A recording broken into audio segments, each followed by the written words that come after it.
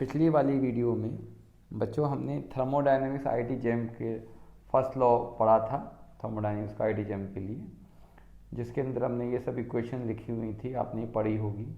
और thermodynamic process क्या होता है ये बताया था मैंने आपको। आइसोथर्मल प्रोसेस का डेरिवेशन किया था हमने, ठीक है ना।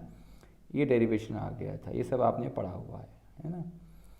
अच्छा, आज मैं आपको बता देता हूँ, ये हमारा रिजल्ट आया था कि दो प्रोसेस और होते हैं। एक होता है आइसोबारिक जिसके अंदर प्रेशर कांस्टेंट रहता है, और एक होता है आइसोचोरिक जिसके अंदर वॉल्यूम कांस्टेंट रहता है, वॉल्यूम नहीं बदलता पूरे प्रोसेस के दौरान, ठीक है। ओके, और एक प्रोसेस है, एक और इम्पॉर्टेंट प्रोसेस से बोलते हैं एडियाबैटिक प्रोसेस, ठीक है। तो आइसोथर्मल के बाद में एडियाबैटिक प्रोसेस बहुत ज़्यादा इंपॉर्टेंट है ना। ओके, आइसोचोरिक में वॉल्यूम कांस्टेंट, आइसोबारिक में प्रेशर कांस्टेंट, आइसोथर्मल में टेम्परेचर कांस्टेंट, और एडियाबैटिक प्रोसेस में क्या होता है, हीट या हीट एनर्जी कांस्टेंट रहती है। मीन्स ना तो एनर्जी सिस्टम लेता है बाहर से और ना एनर्जी देता है। No exchange of heat between system and surrounding, उसे एडियाबैटिक प्रोसेस कहते हैं। जैसे मान लीजिए कोई पिस्टन ले रहे हैं आप, है ना। अब नीचे से कोई एनर्जी नहीं मिल रही इसे, लेकिन क्या एक्सपेंशन हो रहा है इसका, ऐसे एक्सपेंड हो गया ये। पहले पी वी टी था initial state, P1 V1 T1, अब P2 V2 T2 हो गई। कोई ना हीट ली है ना दी है, तो ऐसे प्रोसेस को एडियाबैटिक प्रोसेस कहते हैं, है ना, ठीक है। यानी कि D Q is equal to zero. First law thermodynamics के अकॉर्डिंग देखें तो D Q is equal to D U plus D W जो होता है ना, तो डी क्यू जीरो हो गया यहाँ पे, ठीक है, ये हो गया। यानी कि वर्क कौन कर रहा है, वर्क कर रहा है इंटरनल एनर्जी। सिस्टम की इंटरनल एनर्जी डिक्रीज होकर के वर्क कर देती है यहाँ पे, हाँ। तो एडियाबैटिक प्रोसेस को समझने के लिए पहले आप एडियाबैटिक इक्वेशन निकाल लीजिए परफेक्ट गैस की। सारा काम परफेक्ट गैस के लिए कर रहे हैं, तो adiabatic equation for perfect gas,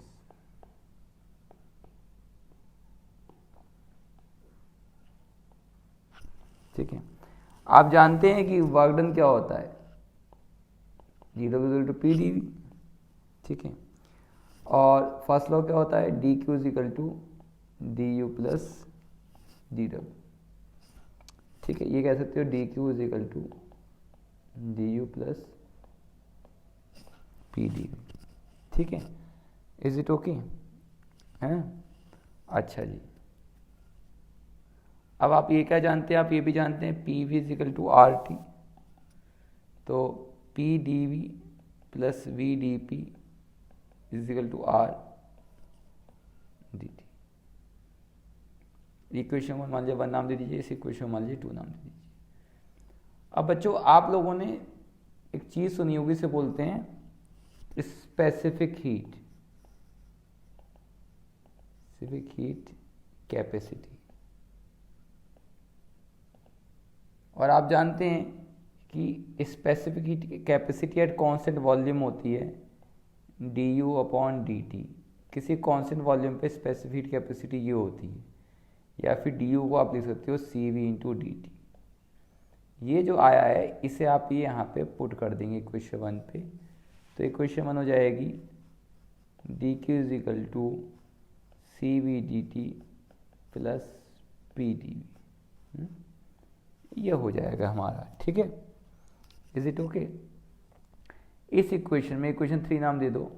equation 2 से डी टी की वैल्यू आप पुट कर सकते हैं, तो D Q is equal to C V, और डी टी की वैल्यू मैंने पुट कर दी इक्वेशन में, तो डी टी की वैल्यू कितनी हो गई, P D V plus V D P upon R plus P D V, ये आया, हाँ।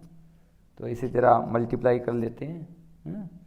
अब आपको मालूम है एडियाबैटिक प्रोसेस का मतलब क्या है, एडियाबैटिक प्रोसेस का मतलब क्या है, D Q equal to zero, यानी कि ये पूरी इक्वेशन जो आपकी लिखी है, ये पूरी की पूरी इक्वेशन क्या हो गई, जीरो हो गई, है ना।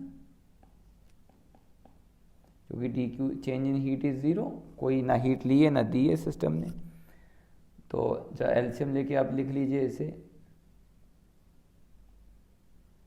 तो ये क्या हो जाएगा, जगह C V P D V plus V D P, R LCM लेके ऊपर चला जाएगा, R P D V is equal to zero, है ना, ठीक है। और आप जानते हैं कि आर को क्या लिख सकते हैं, आर को लिख सकते हो आप C P minus C V. ये क्या होता है, मेयर्स रिलेशन। अगर किसी को ये सब बातें नहीं मालूम है तो मुझे बताओ, है ना, मुझे कमेंट करके बताना कि नहीं आता है। ये 11th की चीज़ें हैं, ये मान के चल रहा हूँ इतने बेसिक चीज़ें आती हैं आपको, वरना थोड़ा सा सिलेबस लंबा हो जाएगा, है? बता देना अगर नहीं आता हो तो। आर वैल्यू पुट कर दी हमने यहाँ पे, तो C P minus C V P D V zero. अब इसे खोल देते हैं, C V P D V plus C V V D P plus C P P D V minus C V P D V. तो कोई भी बच्चा भी इसे समझ सकता है कि ये और ये सेम है, पॉजिटिव नेगेटिव तो कैंसिल हो जाएगा, ये दोनों बच जाएंगे, ये दोनों बच जाएंगे। आप क्या ले लेंगे, C V V D P plus C P P D V is equal to zero. आप क्या कीजिए, पी वी से डिवाइड कर दीजिए, है ना, पी वी से सी वी वी पी से डिवाइड कर दो। चलो मैं सी वी वी पी से डिवाइड करता हूँ पूरी इक्वेशन, वो तो जीरो जीरो ही रहेगा, अपनी मर्जी से डिवाइड कर रहे हैं मैं। तो क्या हुआ, ये तो कैंसिल हो गया, ये भी कैंसिल हो गया, बच गया D P upon P plus, ये क्यों कर रहा हूँ भाई मैं, एडियाबेटिक इक्वेशन भी तो बनानी है, C P upon C V और ठीक है, और पी से पी कैंसिल हो गया, D V upon V is equal to zero. सभी बच्चे जानते हैं C P upon C V क्या होता है, बोलो, gamma, ratio of the specific heat of the gases. तो ये क्या बन जाएगी इक्वेशन, ये इक्वेशन बन जाएगी D P upon P plus gamma D V upon V is equal to zero, ठीक है। या फिर आप इसे लिख देंगे, या आप क्या कीजिए, इंटीग्रेट कर दीजिए इसे, पूरी इक्वेशन को इंटीग्रेट कर दीजिए, इंटीग्रेट।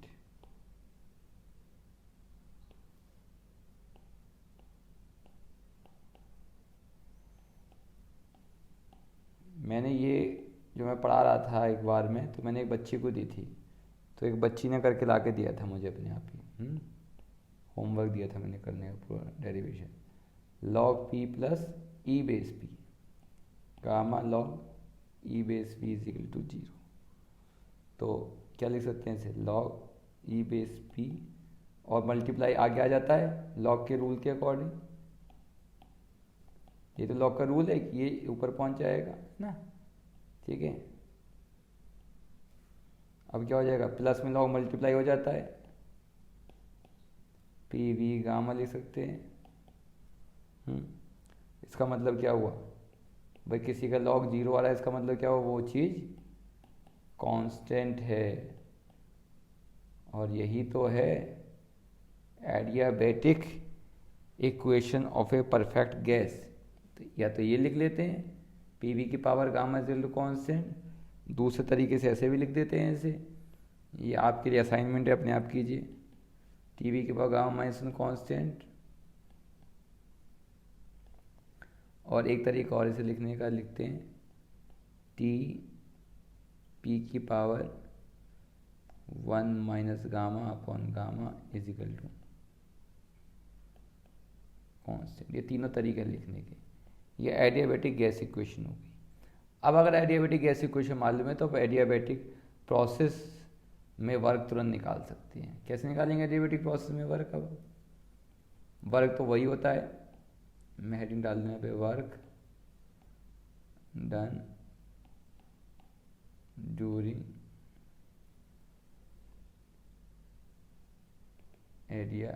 Adiabatic process. ठीक है, तो क्या हो जाएगा, ये हो जाएगा W is equal to V1 V2 PdV।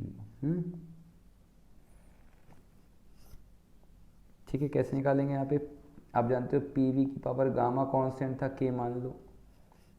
ठीक है, तो P क्या हो जाएगा, कांस्टेंट K अपॉन V की पावर गामा।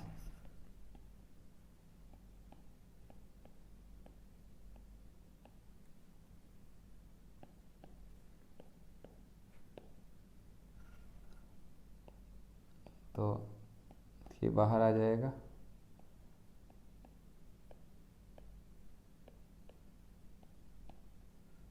ठीक, इंटीग्रेशन कर दीजिए।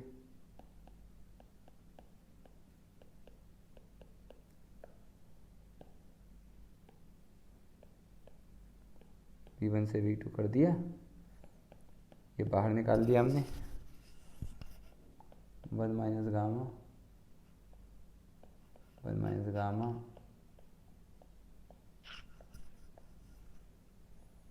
ठीक है। आप कर दीजिए इसे, V की जगह V2 रख दीजिए एक बार, फिर V की जगह V1 रख दीजिए एक बार, और क्या करेंगे अब, K को अंदर ले जाइए आप, K को अंदर ले जाइए, या K V2 1 माइनस गामा, वर्ग निकाल लें, ध्यान रखना, K V1 1 माइनस गामा, और K क्या होगा भाई, PV की पावर गामा K था ना, तो P1 V1 गामा K हो गया, और P2 V2 गामा K हो गया। ये पुट कर दीजिए यहाँ पे, तो क्या हो जाएगा वर्क, जब पुट करेंगे आप K की जगह पुट के एक बार P2 V2 गामा, क्योंकि V2 वाली टर्म थी है, दूसरी में P1 V1 गामा, क्योंकि ये V1 वाली टर्म में है ना, ये रख दिया हमने। ठीक, तो ये कितना हो गया, अब देखो कैंसिल हो जाएगा, हो जाएगा P2 V2, ऐसे इसमें हो जाएगा P1 V1, ये हो जाएगा। ठीक है ना। अच्छा जी, अब आइडियल गैस इक्वेशन के अकॉर्डिंग PV RT होता है, तो P2 V2 क्या हो गया, RT2, similarly P1 V1 RT1, तो ये हो गया आपका RT2 माइनस RT1। इसे रिवर्सिबल करके लिखेंगे तो उल्टा करके, तो R तो बाहर ले लीजिए, गामा -1 कर दीजिए, यहाँ हो जाएगा T1 माइनस T2। तो ये वर्क डन हो गया ड्यूरिंग द एडियाबैटिक प्रोसेस। तो देख सकते हैं during the adiabatic process work done is depend only and only upon initial and final temperature. ठीक है, तो समझ में आया आपको कैसे हमने एडियाबैटिक इक्वेशन निकाली परफेक्ट गैस की, और वर्क डन निकाले एडियाबैटिक प्रोसेस में। अगर आपको आइसोथर्मल प्रोसेस और एडियाबैटिक प्रोसेस समझ में नहीं आया है, तो आप आगे आने वाले न्यूमेरिकल्स जो कि IIT JAM के लिए हैं उन्हें नहीं कर सकते हैं। तो पहले से समझिए, अगर नहीं समझ में आया तो मुझे कमेंट कीजिए, उसके बाद हम नेक्स्ट क्लास में हम कुछ न्यूमेरिकल्स डिस्कस करेंगे। ठीक है, जो आपके IIT JAM एग्ज़ाम के लिए इम्पॉर्टेंट होंगे। थ्योरी के लिए आप कोई भी थर्मोडायनेमिक्स की बुक लेके पढ़ सकते हैं। ठीक है, जो भी आपकी यूनिवर्सिटी के कोर्स में चलती है। ठीक है, ओके, बाय।